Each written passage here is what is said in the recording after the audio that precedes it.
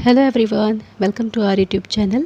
Friends, आज के video में मैं आपसे शेयर करूंगी कि बरसात के बाद हमें कौन कौन से काम अपने गार्डन में इस टाइम पे कर लेने चाहिए सितंबर के महीने में। तो उससे हमारे प्लांट भी अच्छे रहते हैं और हेल्दी भी रहेंगे, और हर गार्डनर को वो काम करना ही चाहिए। तो सबसे पहला काम तो यही है कि जो भी हमारे गमले हैं, जितने भी पौधे उनमें लगे हैं, तो उनके आसपास ये इस तरह से घास फूस इस टाइम पे बहुत ही ज़्यादा निकल आती है। तो हमें उसको हटाना है, क्योंकि इसकी रूट्स देखिए कितनी बड़ी बड़ी सी हो रही है। और अगर सारा न्यूट्रिशन यही ले लेंगे तो जो हमारा पौधा लगा हुआ है उसको क्या मिलेगा, तो फिर वो ख़राब होने लगेगा। तो इसलिए इसको हटाना बहुत ही ज़्यादा ज़रूरी है। तो सबसे पहले तो आप इन पौधों को हटा दें। दूसरे नंबर पे जो हमारे पौधों में जो फूल लगे रह जाते हैं, तो ये इस तरह से अगर सूख जाते हैं तो उनको हटाना बहुत ज़्यादा ज़रूरी है, क्योंकि फिर उसके बाद वो बीज बनाने लग जाते हैं। तो पौधे को लगता है कि उसकी लाइफ साइकिल पूरी हो चुकी है, तो फिर पौधा ख़राब होने लगता है। तो इनको हटाना भी ज़रूरी है। तीसरा काम है कि हमारा जो पौधे पे जो इस तरह से पीली पीली पत्तियां हो जाती हैं, इनको भी हटाना बहुत ज़्यादा ज़रूरी है, क्योंकि अगर ये लगी रहती हैं तो कीट पतंगे इनकी तरफ बहुत जल्दी अट्रैक्ट हो जाते हैं। और इस तरह से देखिए बहुत सारे फ्लावर्स इन गुलाब में आजकल आ रहे थे जो कि सूख गए हैं, उन्हें हटाना है। और इस तरह से कुछ पत्तियों वाले पौधे भी होते हैं, जैसे कोलियस वगैरह, या ये जो तुलसी है, तो इनमें अगर इस तरह से फूल निकल आते हैं तो इनको भी हटाना ज़रूरी है, वरना ये बीज बनाने लग जाते हैं और पौधा ख़राब होने लगता है। और नेक्स्ट काम हमारा होता है कि बहुत सारे आपने पौधे इस तरह से भी लगा रखे होंगे जिन्हें शेप देना होगा, तो उनको इस टाइम पे आप शेप दे सकते हैं, उन्हें छांट सकते हैं। और अगला काम है कि मिट्टी की गुड़ाई करना, क्योंकि जब ज़्यादा बारिश हो जाती है उसके बाद जब मिट्टी सूखती है तो वो मिट्टी काफ़ी सख्त हो जाती है। तो इस तरह से जब हम इसको गुड़ाई इसकी कर देंगे तो मिट्टी में एयरेशन भी अच्छा बना रहेगा, तो उसकी रूट्स भी हेल्दी होंगी। इसके अलावा अगला काम है प्रूनिंग का। तो इस तरह से अगर स्टेम काफ़ी लैगी लैगी सी हो रही है और थोड़ा सा डी शेप हो रहा है, तो आप उसकी कटाई छटाई कर सकते हैं, प्रूनिंग कर सकते हैं, और जो बाकी कटिंग्स बचती हैं उन्हें लगा भी सकते हैं। और अगला काम है हमारा ये पौधे को खाद देना, क्योंकि जब बारिश हो जाती है तो काफ़ी न्यूट्रिशन सब पानी के साथ ही नीचे से बह जाता है।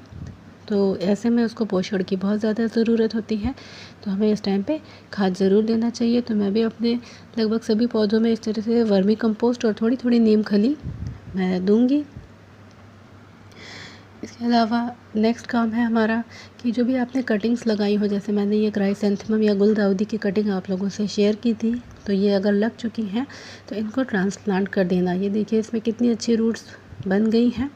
तो अब मैं इनको लगा दूंगी। तो अगर आपने भी कोई कटिंग्स लगा रखी हैं इस तरह से, वो तैयार हैं, तो आप उनको भी लगा दें।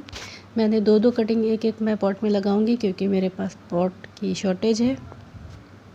इस तरह से मैंने इसको लगा दिया है, क्योंकि और भी बहुत सारी कटिंग्स हैं जो मैं लगाऊंगी।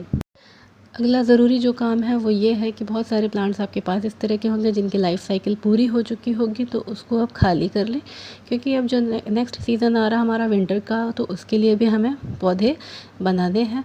तो इस तरह से मेरा इसमें पॉर्चुल्का लगा हुआ था, मॉस रोज़ या 9 o'clock जिसको बोला जाता है, तो वो अब ख़राब हो रहा था, तो मैंने उसको हटा दिया। उसी तरह से ये पर्सलेन भी है, तो इसको भी अब इसमें फ्लावर्स वगैरह आएंगे नहीं, या अगर आएंगे भी तो अब मुझे ये रखना नहीं है, क्योंकि मुझे पॉट चाहिए सर्दियों के लिए, उसके मुझे प्लांट लगाने हैं।